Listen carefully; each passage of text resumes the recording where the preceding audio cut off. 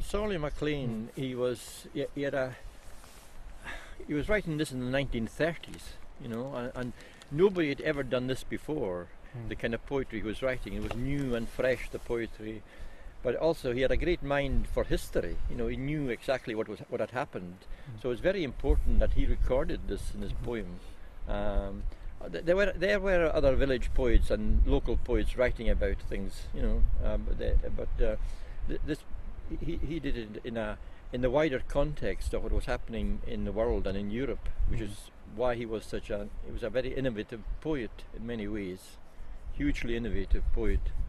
And his poetry book, not the Cullen but Danta Ever, was published in 1943, and it was sort of a watershed in Gaelic poetry. It was, you can say, before Danta Ever and after, as regards Gaelic poetry.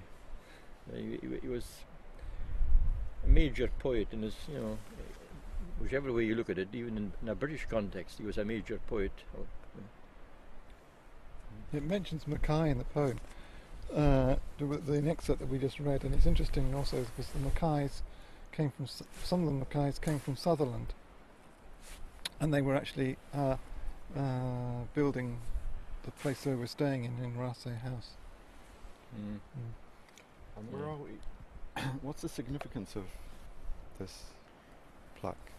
Well, that was put as a memorial to Sorley MacLean. It's on the road to Hallig, which is, he wrote a famous poem, one of his most famous poems is called Hallig, and he wrote that in 1952 when he was in Edinburgh.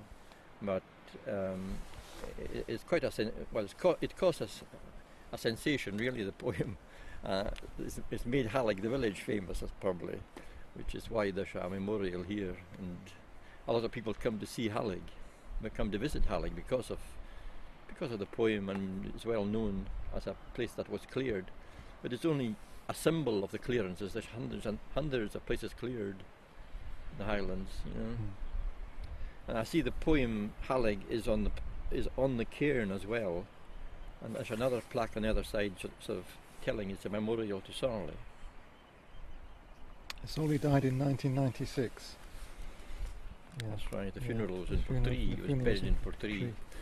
Yeah. Yes, he's buried on opposite the Arras Centre. Yeah. And maybe I should tell a little bit about Sorley. I don't know. Yeah, but maybe in the sun. Later on, maybe. Yeah, in the sun, because I'm bloody freezing here.